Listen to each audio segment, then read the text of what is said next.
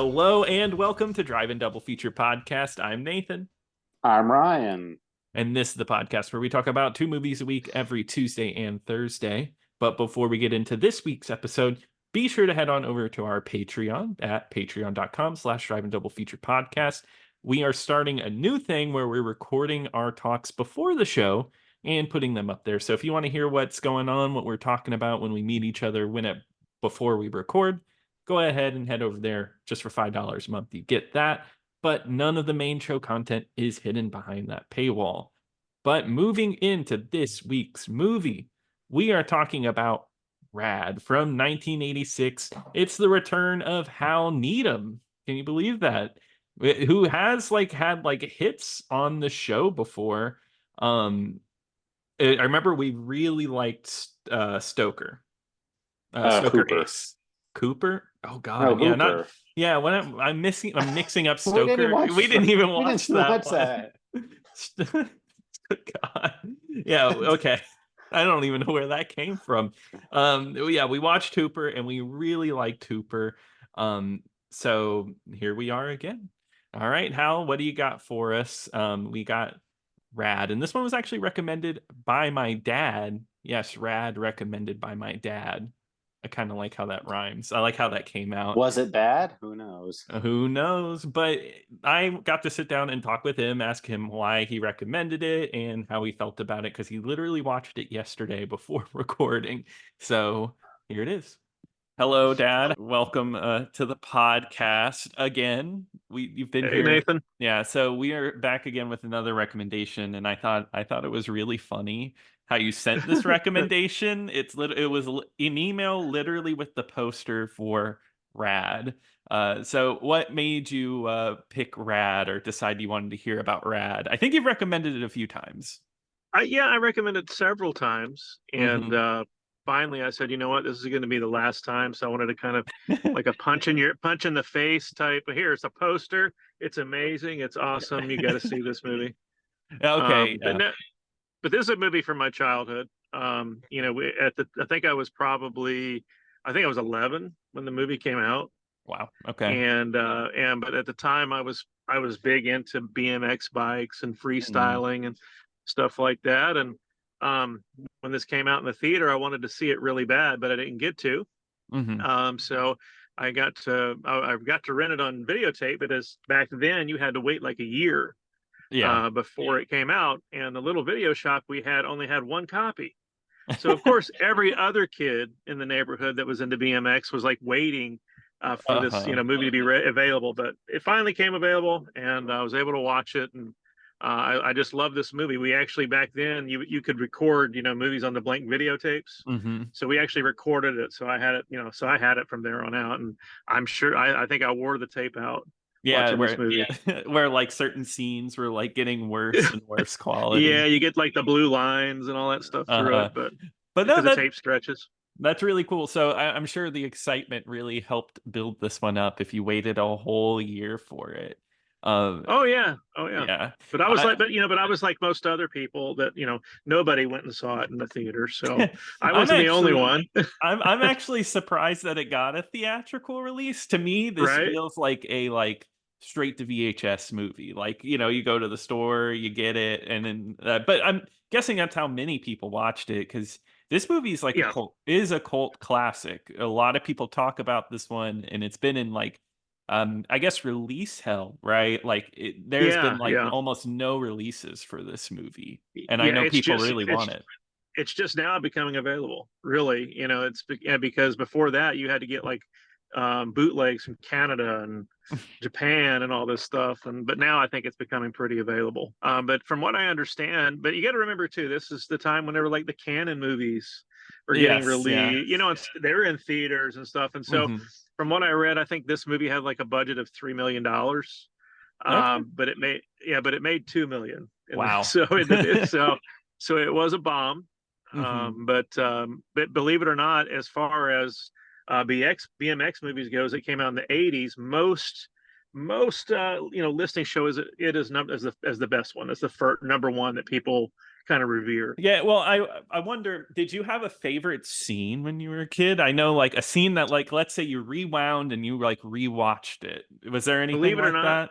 it was the beginning credits and the end credits.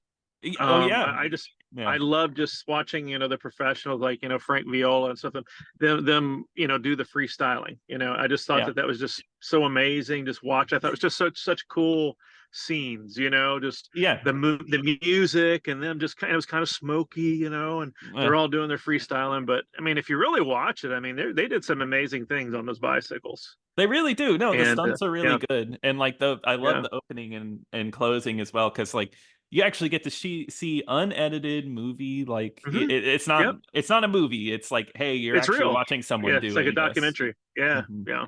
Yeah, Yeah, and that's what I think that, and but other than that, as far as scenes in the movie, not really. Of course, the ending, the last 20 minutes when they're riding on Helltrack and stuff like that. That's the most hmm exciting part. But no, that just, when I watched it, I watched the whole thing. But you do have the amazing dance scene. That's what I The was bike hoping you'd say. dancing. I was hoping you'd say Yeah, that I rewatched the yeah. the I bike started saying it because dancing scene. yeah, the song, Uh-huh. "Send Me an Angel," and they're dancing on the bike. So yeah, here's the funny thing, though, as corny as that was, Uh-huh. I'm watching this, and even your sister is watching this. She's like, "Wow, they are doing some really crazy things on those bikes," Yeah, no, I mean, and like they're but like that doing was the one hand. time. And Kelly, Kelly's like, "Could you do some of these things?" I said, "Yeah, back then I practiced like crazy to be able to do some of those things." Hey, And that's cool that this movie like helped inspire you to work on BMX stuff. That's really cool. well, actually, I was doing that Doing it stuff before before. this movie. Yeah, and then this Gotcha. movie just kind of because that's why we were so excited. It was like, oh my gosh, they're making a movie about what we do, Yeah. you know. Oh, And cool. so, I actually didn't know you had like a love for BMX growing up. oh yeah, well, it was more freestyling, Okay. but because I got my first freestyle bike because back then the bikes that they're riding like Mongoose, Yeah. you couldn't buy those at Walmart. Mm-hmm. Those were like premium bikes or Diamondback or Haro. Mm-hmm. Those were all considered premium bikes. So I got my first freestyle bike when I think I was 11. I never forget because I was actually doing paper. I was throwing papers, but I was saving up money. Me and mom went and actually put a Diamondback bicycle on layaway because they're really expensive. Mm-hmm. It was aqua blue with white mags, really nice. And but then I just couldn't pay it off fast enough, so I came home one day from school, and mom and dad had paid for it and was sitting in front of the house. And that was like one of the most exciting times of my life, believe it or not. When I No, came home that's from school awesome. and saw that bike sitting there, yeah. Yeah, no, Um, I'm sure you were excited. I oh can yeah, and only I just imagine. and if, from that point on, I was just hooked. But I like skateboarding too, So I did a lot of skateboarding and I did a lot of freestyling, and we didn't do a lot of racing. We did some, but we jumped a lot of ramps. Yeah, well, So we did that's the we cool. did a lot of stupid stuff like that. But other than but you do that when you're a kid, Yeah, and exactly. now I'm old and fat and slow, and I don't even know if I can ride a bike anymore. So, but no, but I loved riding bikes. I mean, it was like my favorite thing in the world to do. So, yep, that's what I enjoyed as a kid. No, So, that's funny. That's really cool because I didn't know that. But oh yeah, yeah, I guess moving on from Rad, when you watched it then, I'm guessing at some point you didn't watch it again. You didn't have the VHS tape, whatever happened to it. And then there was probably yeah. a giant gap where you had not seen this movie in years Oh and yeah. years.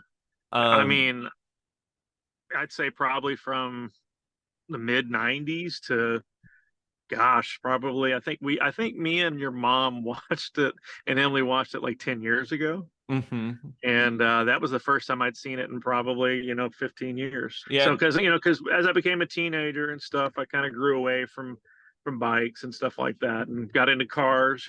I could drive, Mhm. so it was like, okay, no more bike, I got a car now. So that's kind of what happened. So from then on, I didn't really watch it, and kind of grew apart from Rad.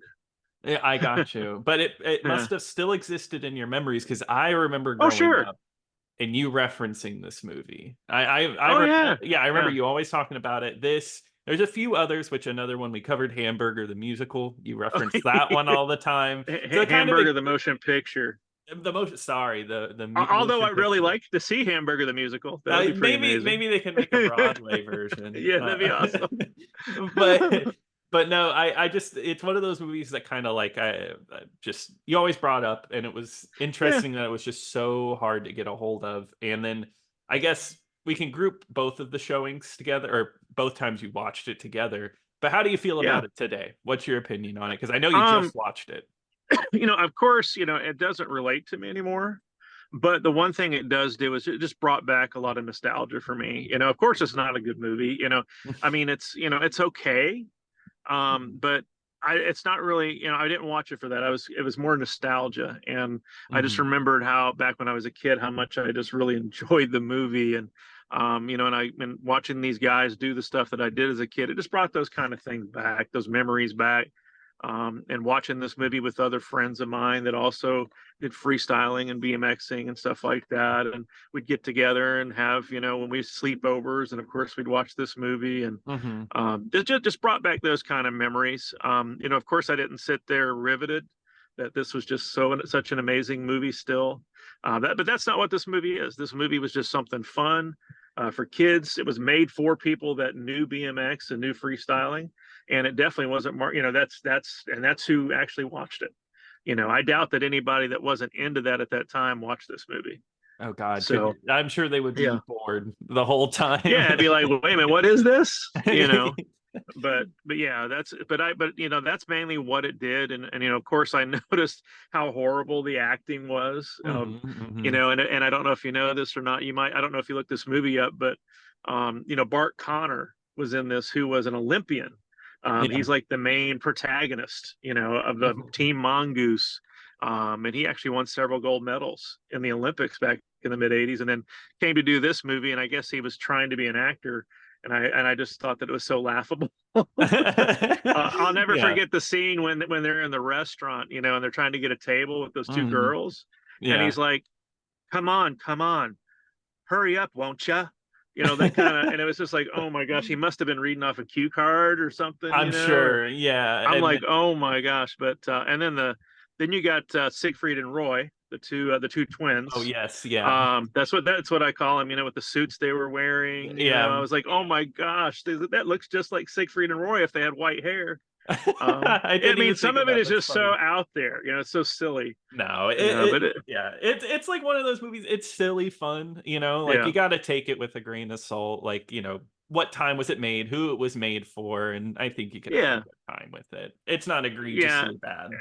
And of course, seeing Lori Laughlin, who is now she's famous for being for being a cheater, getting her kids into college and going to prison for like 6 months. Yeah, But wait, isn't that I told crazy? Kelly, I said, yeah, I told Kelly she must have just got done filming Full House and then went over and filmed this movie, for Was film Full Rad. House So airing at this time? I don't know. I think it started a little after this. I was I just kind got of you. Oh, I joking, got but you, yeah. yeah, I was just kind of joking. But I think it started like a year or two after this movie. Gotcha. So So, this must have Rad been her got her big a break. career. Mhm, there we go, Yeah. her big And what break. I thought, and I just thought it was funny, how that she's supposed to be this young teenager, and she looked 30, It looks way and they older even than everyone else. and then Crew, even the guy, Crew, the guy that's supposed to be in high school, Mhm. he was like 27 when they filmed it, that kind of That thing. And yeah, it's the '80s. It's an uh, '80s high yeah, school it's the movie. 80s. They are, yeah, and like the girls they bring into town with the huge hair, and Yes. and dressed in spandex, and I'm just like, I was just like, wow, this is so cheesy. I could see Yeah. why I loved this as a kid. Oh, yeah, pure Yeah, spectacle. There's something about when you're a yeah, kid, you can just like the worst movies. Like, you can I like know. just crap, but you just, like, love it. It's just fun to watch. I don't know. Yeah, I ate it up, ate it Yeah, up. exactly. I guess, yeah, I guess that's about it. I don't know if you have any other comments on Rad or anything like that. No, just it's just one of those movies that I thought would be good for you to review because it is, like you said, it was so hard to find for so long. Mhm. It's definitely a B movie, maybe probably even a C movie. Yeah. I actually thought it was lower budget than what it was. I was Mhm. surprised that it actually was $3 million. I thought Wow, it was like that's That's for Lori Loughlin's contract. Yeah, probably that was for her. Yeah. Oh no, it's for Talia Shire. Oh, Yeah, probably who looks like yeah. she does not want to be there. She was in it for like 5 minutes. Yeah, Yeah, and exactly. so, but yeah, so they had had those big name actors in it. Hmm. So that's probably what it was. But no, it's it's just it just brought back a lot of memories. I'm glad that you are reviewing it. I'm glad I was able to watch it again after even 10 years because it just brought back some good conversations with Kelly and Emily and you. Hmm. And maybe in another 10 years we'll watch it again and do the same thing. Exactly. Yeah, to another 10 years. So we'll just return to this movie every so often. Well, Dad, I want to thank you for having you on. Thank you for the recommendation. And Absolutely. hopefully this isn't the last time. We'll see you again soon. I hope so. I enjoyed it. Thank you, Dad, for coming in and recording that. I really appreciate it. Thanks, pimp. But yeah, Rad is a BMX movie from the mid 80s. One of the string of them, I think of this one and BMX Bandits, the one that stars Nicole Kidman, which is really interesting. Rad doesn't really star anyone too notable. It stars Bill Allen, and it stars Lori Loughlin from Full House, and would go on to not do anything else controversial, living a quiet No. life somewhere. Um, I yeah, don't know. no. Oh, go ahead. I don't know if you saw my letterbox review. No, I did not. I just said I was like, I wonder if like Lori Loughlin was like thinking like, man, that like while she was in prison, just like those rad days, those were the good old days. I wish I I could miss Rad. go back to the rad days. Yeah. And you also nobody notable too. You said you completely leave out Oscar nominee Talia That Shire. is true. Oscar nominee. Because she's not a presence. She's in this movie for a few minutes and looks like she doesn't care that she's in this movie. But you're right, Talia Shire. And there's a few other people, such as the big bad guy in this movie. Oh God, I'm forgetting Jack Weston. Jack Weston, he's in a ton of stuff. I'm pretty sure he's in a bunch of Hal Needham movies. Um, but this movie is about a young man in high school, and young man in high school, he does not look like a teenager. Nobody in this movie looks like a teenager, but it's the 80s. Well, no, because I noticed that too. 'Cause I was just like, everyone in this cast looks so old to be in high school. Yeah. Like the guy that played the main, the like the rival or whatever, like Bart. Yeah, Bart, yeah. Yeah, he was like almost 30 when this movie was going on, and the guy Cru, Bill Allen, Hmm. he was 24 when this movie came out. So 24. He's pushing it. That's uh, crazy. yeah, so I was just like, none of these people look like they belong in high school. No, and then I guess I should say that the main bad teenage character Bart is actually played by a U.S. gymnast who has won medals at the Olympics before, which kind of explains why he isn't such a What do you think good he's more proud actor. of, this movie or being a gymnast? I would hope Brad. Yeah, well, yeah. I mean, like, what's more important, America winning at the Olympics, getting medals, or hear me out, making an American movie? I think in this movie is American as hell. Yeah, those medals are temporary. This will live on in infamy.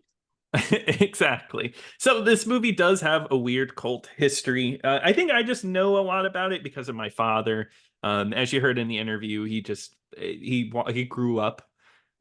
He grew up watching this movie. He rented it from the store all the time. I guess the local rental store only had one copy, so he had to like go in and try to find it. And so I kind of heard about it from him. I didn't really know anything about it going in. This is my first time. I don't know. Have you ever heard of Rad before, Ryan? No, I've never heard of Red before. Yeah, it actually played at movie theaters very recently. It got like a 1 day re-release, which is really surprising that there's that much of a fan base for it. It's Um, really, I think, yeah, why? I don't know. It's so weird. This movie got a theatrical release. I was watching this and I was legitimately surprised that it played in the theaters. It feels like a straight to VHS movie. It feels like something that would have just been pushed on to tape and for people to rent. Yeah, it definitely doesn't feel like, oh yeah, this is a big budget summer movie. Yeah, but it cost $3 million to make. Well, that was all to Talia Shire. Oh, I was gonna say Lori Loughlin, everyone's Well, favorite. she was a nobody then. That, She was just like, man, this money's going to come in handy when I want to get my daughter into school. yeah, I'm gonna save this for my daughter later. Isn't that Yeah. crazy? How one person, like, people would make, we would be making fun of her as like a has been right now, but without like the prison stuff. But now it's like add on the prison stuff, and it's like even more laughable, her career. It's funny. And it's not like I have anything against Lori Loughlin. I mean, whatever. I liked Full House as a kid, but You it's just did? like I did. I used to watch Full House all the time. I actually had my bedtime when I was younger moved up for Full House. I for real, like I remember going in because my bedtime was 9. I was like, can I go to bed at 9:30? Because 9 o'clock was when Full House played on what do you call it, Nick at Night or whatever, Teen Nick or whatever. And yeah, I got it moved up so I can watch Full House. So Well, perfect. yeah, exactly. Now you're just like, I'm in heaven. Yeah, no, yeah. This is well, it's just one character. We don't get the whole ensemble here, and probably one of the weakest characters of the Uh, bunch. Yeah, I was about to say, I don't know how many people are like clamoring for Lori Loughlin's character on Full House. No, nobody. But anyway, this movie is about Cru, who there's a big BMX race coming to town, and they put on a big competition, and they say for $100,000, whoever wins the local competition will give them that money. And so Cru trains his way into it, but there's a lot of obstacles along the way. One of them being Talia Shire, who his mom is like, you got to take SATs. You can't do BMX. And the whole time she's saying this, I'm like, the BMX competition is literally just like one day. He can Yeah, still do education. I didn't understand that at all. They're like, this is not, you can't do this. You got to take the SATs. And I'm like you said, like, this is not like it's going to take like a whole, I guess because he was going to miss an SAT like That's what it exam date. was. Yeah. And then they're like, Mom, I'll take it in 6 months. She's like, you better take it in 6 months. And that's like No, end of discussion. that should have been it. That should have been like, okay, you just got to make sure you take it next time. Okay. There you go. Problem solved there. Um, the town also, I mean, to be honest, if there is one compliment that I'd like to give this movie, the stunts are cool. I do think the bike stuff is cool. They do a lot of jumps. There's a lot of ramp stuff. The race at the end when they're all racing, I think it at least shows something, and especially the end opening and end credits with people actually doing like the bunny hops and stuff. I thought that was an interesting way to open the movie. It was, but they do that trick a lot. Yeah, and they do the bouncing and trick a lot. I'm like, I was like, okay, like, yeah, it's cool. I'm impressed, but like, they'll be like, hey, check this out. And it's like, oh yeah, you're doing the same thing you did in the opening credits. Okay. That And that is true. or they'll be like, all right, guys, they have like a little paper out too. They're like, all right, guys, let's ride out. And they're just like lean their Yeah, bikes they do backwards. wheelies. And just like, I don't think that's gonna be very good. Like they're just riding it really slow. So that is the whole opening scene, is that they're throwing newspapers and throwing it in the yard. It's like Poorly. Paperboy. They throw it on the fence, and I think he's like, I told you to put it on the porch. And He's just like, whatever. They almost set him up like the town menace. Like everyone in town would hate him. But as we get to the end of the movie, we kind of learn that's not true. Everyone supports him, but even the police hate him. There's this one big mustache cop that just chases him on a motorcycle, which leads to a big chase scene in like this lumber yard. I don't know. It was a pretty long chase sequence too. Yeah, it was. It lasted a little bit. That was like the stunt bit because he goes on top of the wood and all that. One thing that I do find interesting is that the bad guys come. Well, they're not really bad guys, I should say, but the professionals come into town, the professional racers, and there's no setup for Lori Loughlin and the main bad guy Bart to hate each other. they don't really explain it. They roll in the town and she's in her truck and just like she's just acting like I hate you. And Bart's just like, we need to kick her off the team. So it's like from the start, there's no fight, there's no explanation. We just know that they hate each other.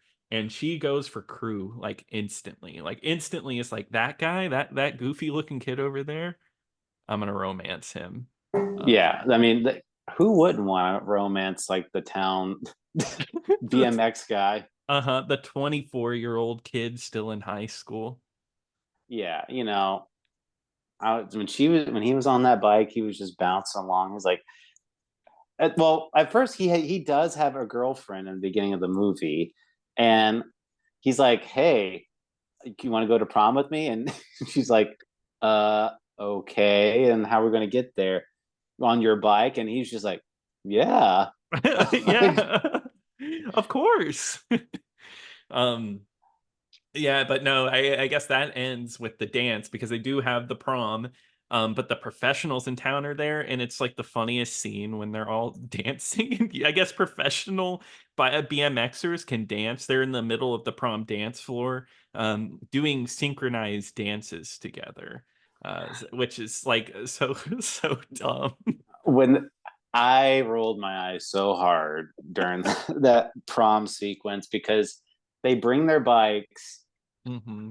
into the gymnasium and they're like doing like they're dancing with their bikes. They're like Yeah. twirling and like, oh, like they're spinning, like doing pirouettes on their bike. And Uh-huh.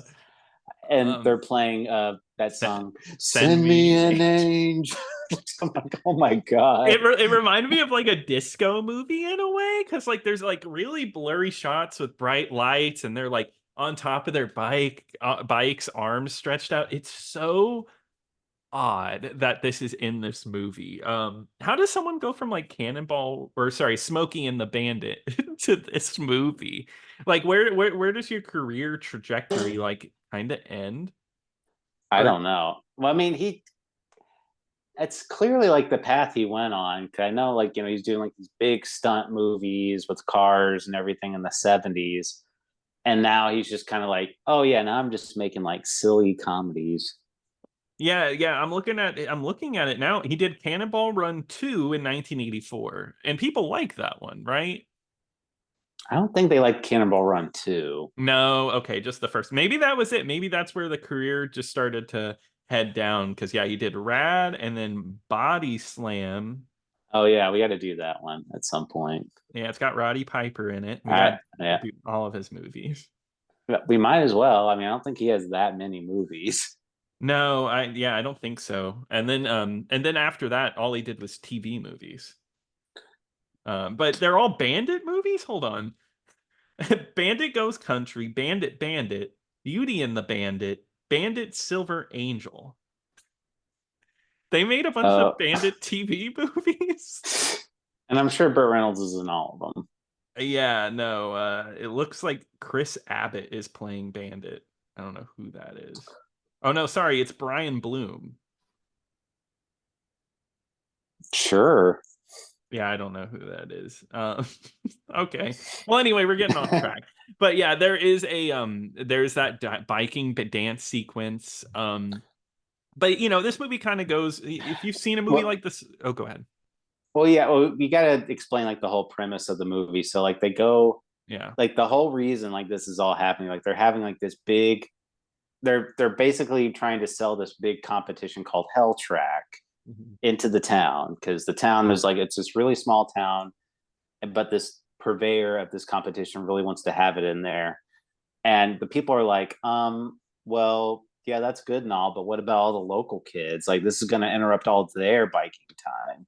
Mhm. And he's like, don't worry, we're going to let whoever qualifies locally, if they qualify for Helltrack, we'll give them $10,000. That's And right. they're like, okay, great. And that's just that settles that argument. Just Yeah, but it's also about corporate greed when you dig into it, right? Because if you've seen one of these movies before, you know exactly what you're gonna get.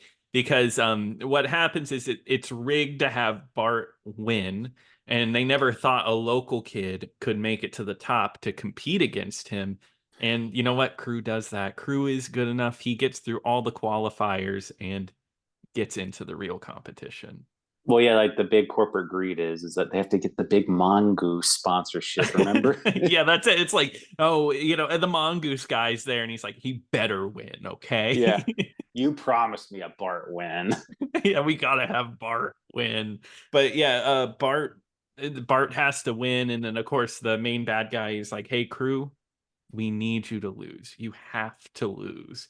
And it's so funny. Of course, the kid's like, no, I will never do that. But they keep adding rules to the rule Yeah. book. Well, yeah, because it starts out, they're like, because he shows up and they're like, oh, okay, who's your sponsor? And he's like, sponsor? It's like, yeah, you gotta have a sponsor. It's like, no sponsor. And he says it twice. He's like, no sponsor, no racy. And he says racy like twice. Like, Yeah. no racy for you today, Cru. And he's like, don't worry. He's like, we'll give you the 10 grand, but no racy. Yeah. And then I would have been like, okay, yeah, give me the 10 grand, please. 10 grand, I can go home. Okay. Yeah, fine with me. But no, Cru will not take it. Now he has to take him down. Well, the big grand prize is a sports car, and he got to get that sports car. Of course, you gotta. You know what's funny? This is just something that popped up in my head, and I want to say it before I forget. How Kix the cereal is brought up in this movie, because he's eating a box of Kix at one part in the movie, and I was like, okay, that's a weird product placement. But in Helltrack, there's a part of the track that is a giant bowl with a spoon that they dive into and bike off of, and on it says Kix. What a weird sponsorship. Why couldn't I? It would have been tricks since they're doing tricks. That would be the smarter thing, but Kicks would be more like karate, like the Karate Kid should have done that. Yeah, I was like, hey, Mom, I gotta get my Kicks over here. Mr. Miyagi is eating Kicks with chopsticks. With the chopsticks. that would actually be really funny. That would ruin the movie. Instead of like catching the fly with the chopstick, he like throws like kicks into the air and tries to catch it with his chopstick. That's too good. But no, instead they have to bike inside a bowl of Kicks, which is really silly. But no, Cru ends up making shirts, and so that he makes his own company, I guess, which is weird. It's like it's called Rad. They make their own team called Rad, and it's everybody from like the school, because he says he uses the $10,000 to jumpstart this company. Yeah, and they're to make shirts for $10 a piece, and they're like, okay, he's in the race now, he's got a sponsor, and they're like, oh no, actually, you need to have a sponsor that makes $50,000 a year. And they're like, oh my god. But it's really funny. So this is something I just thought was funny that all happened multiple times in this movie. The bad guys will be talking. They'll be like, oh, okay, we can't let that kid win. The locals, no, they aren't going to win. There's always someone from the community listening. So there's like this old guy with a bike, and of course they say their bad stuff, they walk away, and the bad guy on the bike, they do a close-up of him, and he's kind of just like, I can't believe they said that. And that happens with the cop later on. And that's kind of like they get the town together to pool all their money to give to him, but that's also not enough. The pool gets to, I think they pull $27,000 from the community for Cru to win this, which is so silly. But then this old guy from town ends up buying how much like 20,000 shirts, I think is what he says, some insane number. Yeah, something crazy. Well, because that character, he kind of starts out as like the curmudgeon old man. It's just like, because he even says like in the movies, like, those darn kids, like always causing a ruckus and blah blah. So you think like, he's going to be like the guy that's going to be on the company side. It's like, I want those kids to stop, type of thing. But it's really, he's like really for the town, because like when they go like, you seem like somebody that's going to just stay out of our way. Like the big company guy, like they try to like intimidate this old man too. Because I think they have a history with him or something. Something like that, yeah. Yeah. But they go in, they're like, yeah, I admire. You seem like a guy that stands by his convictions. You don't get involved with this type of petty stuff. And he's just like, I don't like, then the old man's like, well, you remind me of something I stepped on the bottom of my shoe and it stinks. Oh, burn. But yeah, so Cru does get in. He goes to Helltrack, and we do get a long sequence at the end of people racing. And I want to say these are real, just BMXers like racing for their team. There's a lot of falls. We see a lot of people stumbling off. Very basic. There's a lot of like really crazy looking falls too, like because they're going up like a ramp, and like the whole point is they have to like bike in and then bike up onto the platform from this ramp, and so many people like they're like, okay, they just like fly off the side and you don't see where they land. Did you notice it was like the same dude multiple times? Yeah, they even said the guy's name. I forget the guy's name, but it was the same name. Yeah, and they were just like, and he's down again. Yeah, and I was like, wow, and I wonder if that was on purpose, if he was just like the stunt guy, like he knew how to fall like well, I guess. But yeah, this sequence is a long one. I didn't mind it though. No, I mean it's like any other competition 80s movie where it's just like, okay, this is going to be like the big climax of the movie. Exactly, yeah. And of course, he loses. It's like any sports movie where they lose at the end. The dodgeball alternate cut. But no. Cru wins, and they let. What's up with the ending where they're like, "Oh, we got to get Bart on our team."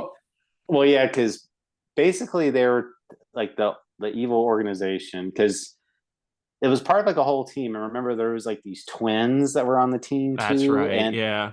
And well, there was a whole other thing too, where they're having this really weird dance number with this girl, like at the prom. That's right. But anyway, they tell them like, you need to take Cru out of this race. Like that's like the main objective. Like you need to get him out, type of thing. And the twins try to do it, but Bart's like, he's like one of those rival ones. It's like, I want to beat him fair and square type of thing. But and he still loses, so he gets fired. And he's like, all right, well, I guess I need to join a new team. And they're like, how about joining Team Rad? He's like, sounds good. Look now, and then in Rad 2, hopefully we get to see where that relationship goes. Bart and Cru, my two favorite actors in the world. But yeah, and I mean, I think overall, I think this is a fine movie. I think it has its fun moments, but it does have times where it, like, I don't know if you felt this, it slows down to a halt. Well, there's so much of the like middle drama, like up from like Act 2, we haven't even talked about. Yeah, because it's very, very.